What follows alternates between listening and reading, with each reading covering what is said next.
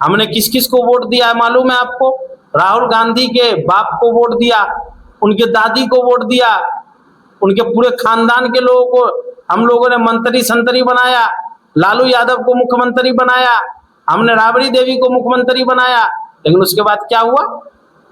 अब उसके बेटा को भी मुख्यमंत्री बना दे। बगल में दरभंगा है, दरभंगा में कांग्रेस के अल्पसंख्यक के जिला अध्यक्ष को मारा गया, कोई कुछ नहीं बोला। पूरे बिहार के कांग्रेस का यूनिट जो है उसके मुंह में दही जम गया। नमस्कार, आप देख रहे हैं एएन बिहार मीडिया। अभी हमारे साथ एआईएमआईएम मधुबनी जिला अध्यक्ष व भावी प्रत्याशी मधुबनी विधानसभा 36 डॉक्टर राशिद खलील साहब हैं। आपका एएन बिहार मीडिया में स्वागत। बहुत बहुत शुक्रिया। क्या तैयारी चल रही है मधुबनी विधानसभा में अभी?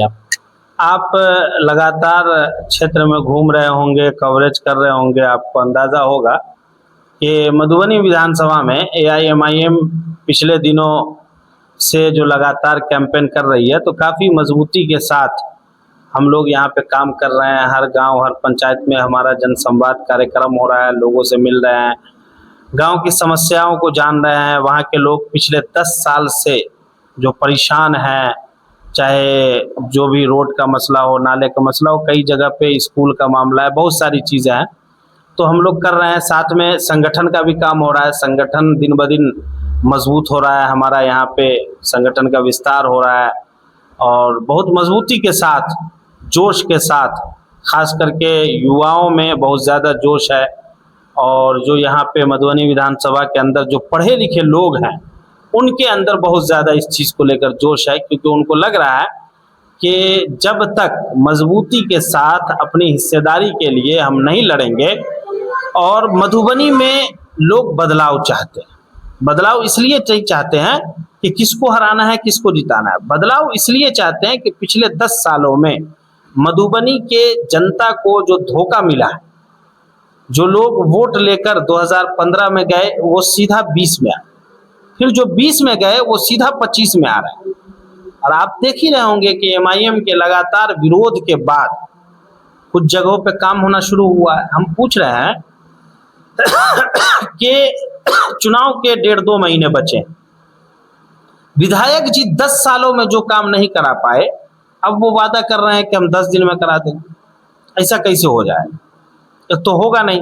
अगर कहीं पे हो भी रहा है, जहां पे उनको लग रहा है कि बहुत ज्यादा विरोध है, अब यहाँ पे बिना काम किए कोई चारा नहीं है, तो मजबूरी में वो काम करवाने का प्रयास कर रहे हैं और कर रहे हैं। हम इस चीज का भी जो है ना, हम विरोध नहीं कर रहे, हम कह रहे हैं काम कीजिए, काम चाहे जैसे भी हो। नेताजी को पैसा लेके भागने नहीं देंगे, काम करवा के छोड़ेंगे। एमआईएम का पहला लक्ष्य यह है कि काम हो, काम, और काम होगा। आप देखिएगा अभी जो काम हो रहा है, ये सिर्फ इसलिए हो रहा है कि ये एमआईएम का खौफ है। और ये डर जब किसी को लगता है ना, तो हम लोगों को बहुत अच्छा लगता है। नेता जब डरता है एमआईएम से, तो ये हम लोगों को बहुत अच्छा लगता है कि हम अपने कौम की आवाज बन रहे हैं, अपने समाज की आवाज बन रहे हैं, अपने क्षेत्र की जनता की आवाज बन रहे हैं। मधुबनी विधानसभा काम को लेके बहुत पीछे है। पूरे बिहार में घूम जाइए, पूरे मधुबनी जिला के 10 विधानसभा में घूम जाइए, तब आपको अंदाजा होगा कि शहरी क्षेत्र होने के बावजूद भी मधुबनी बहुत पीछे है। तो अच्छा रिजल्ट है, अच्छा फीडबैक लोगों का मिल रहा है, बहुत मोहब्बत, बहुत प्यार मिल रहा है। भरपूर उम्मीद है कि हम लोग बहुत अच्छा करेंगे। बीते दिनों अभी आप लोग, आपका एक वीडियो वायरल हुआ था, पटना आप लोग गए थे राबड़ी आवास पे, इस पे मतलब क्या वजह हुआ जो आपको? देखिए, सबसे पहली बात तो ये है कि जो लोग कल तक ये कह रहे थे कि भाई एमआईएम किसी से गठबंधन नहीं करना चाहती है, अब उन लोगों के मुंह पे ताला लग गया।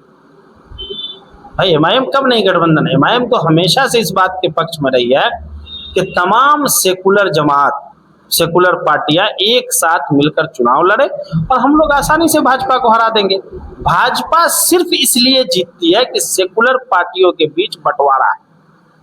अगर आप रिजल्ट उठा के देखिए, 2015 में, 2010 में जब कांग्रेस और आरजेडी अलग अलग लड़ी, तो कितना बुरा हाल हुआ कांग्रेस का और आरजेडी का।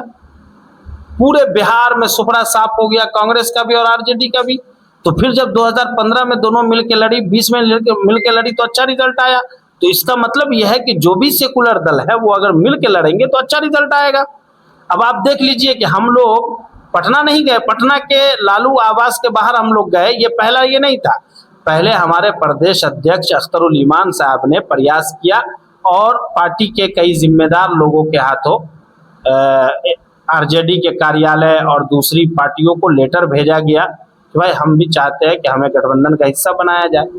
जब उसका जवाब नहीं मिला, आपने एसआईआर के दौरान देखा होगा कि कई जगहों पर पूरे बिहार के लगभग तमाम जिला में पार्टी के कार्यकर्ता, एमआईएम के चाहने वाले लोग जगह जगह राहुल गांधी, तेजस्वी यादव और इंडिया फ्रंट के जो भी नेता थे उन लोगों से ये मांग की कि भाई गठबंधन में एमआईएम को शामिल किया जाए।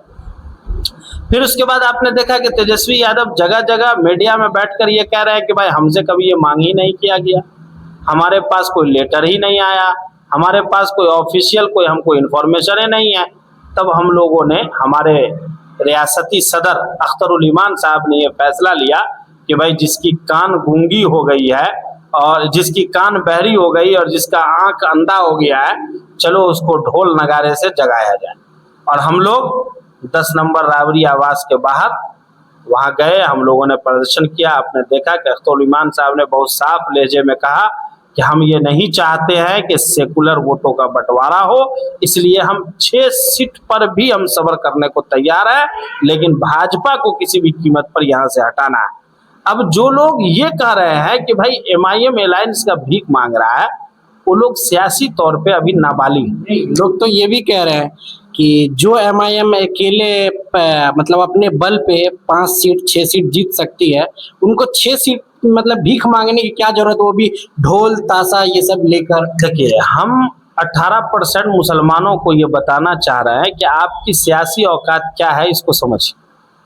जो आरजेडी आपका 100% वोट चाहता है, जो कांग्रेस आपका 100% वोट चाहता है, वो आपको 6 सीट भी नहीं देना चाहता। क्या यही इज्जत रह गई है मुसलमानों की बिहार में? यही इज्जत रह गई है? बताइए आप ही। अब तो समझना होगा ना मुसलमानों को कि सिर्फ 6 सीट की बात है।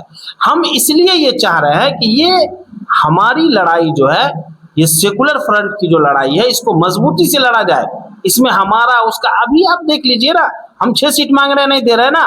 मुकेश सहनी 60 सीट मांग रहा है। कल होके देखिएगा, अगर उसको सीट नहीं मिला मुनासिब, उसको डिप्टी, क्या कह रहे हैं मुकेश सहनी कि चाहे जैसे भी हो हम तो डिप्टी सीएम बनेंगे ही। 2% वाले डिप्टी सीएम की दावेदारी कर रहे हैं तो लोग ताली बजा रहा है, और 18% वाले सीट मांग रहे हैं तब भी लोग नाराज हो रहे हैं। तो भाई हम क्या करें? हम सिर्फ वोटर बने रहे? आप पूरे बिहार में वोट बचाओ यात्रा निकाले थे, हमारा अधिकार कौन बचाएगा भाई? हमारी हिस्सेदारी कौन बचाएगी? हमने किस किस को वोट दिया है मालूम है आपको? राहुल गांधी के बाप को वोट दिया, उनके दादी को वोट दिया, उनके पूरे खानदान के लोगों को हम लोगों ने मंत्री संतरी बनाया, लालू यादव को मुख्यमंत्री बनाया, हमने राबड़ी देवी को मुख्यमंत्री बनाया। लेकिन उसके बाद क्या हुआ? अब उसके बेटा को भी मुख्यमंत्री बना दे और हमारे लोगों का क्या होगा?